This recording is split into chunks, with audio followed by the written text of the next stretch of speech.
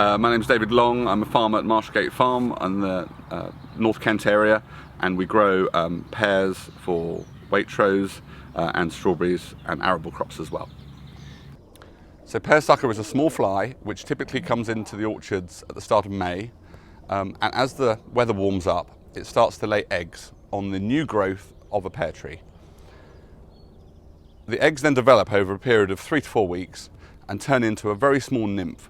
And this is the problem stage of pear sucker, because the nymph excretes honeydew which runs down the leaves and onto the fruit, which turns the fruit black and rotten. So a really bad outbreak of pear sucker would entail certainly the middle third of an orchard being completely black with mould, with leaves dripping in a sort of honeydew solution, and eventually in the late summer, particularly if it's warm, will defoliate the entire tree. And that spoils the crop for the next 2 to 3 years. It takes the tree to recover.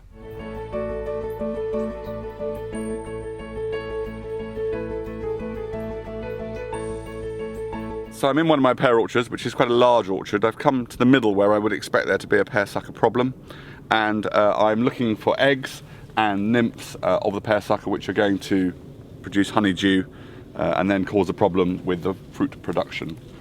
And I'm seeing quite a lot of egg here of various maturities, and I'm hoping that there are predators also working night and day to keep on top of the egg. So up until 2010 we were trying to kill all the different stages of pear sucker, so egg, nymph and adult, with broad spectrum insecticides, spraying them very frequently and trying to get penetration into a very thick tree canopy.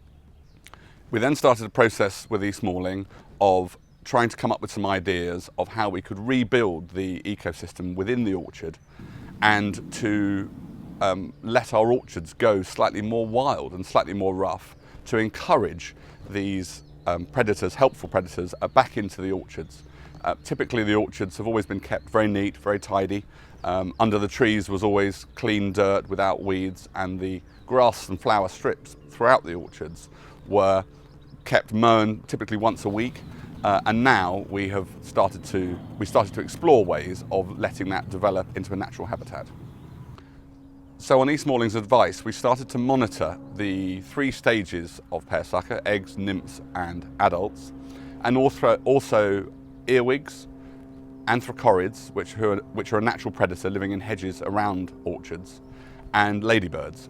And we do this every Monday, and then we put it onto a computer, and we started to see trends of when the pear sucker became a problem in an orchard, the natural predators would also build up. So it started to give us the information so we could act in control of the egg stage.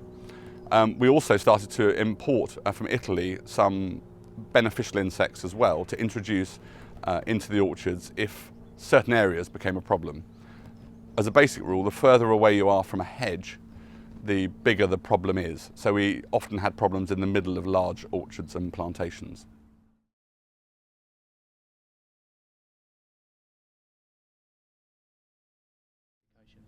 We certainly have. We apply at a maximum 1 insecticide a year if we really have to.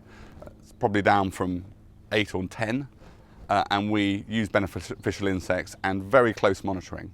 It's a very fine line, because you have to try and judge the increase in the pest as against the increase in the predators present within the orchard. So you have to keep doing the monitoring, and East Malling was fantastic at teaching us how to do this, how to identify the predators and how to sort of walk the tightrope, because it can get very, very difficult to judge.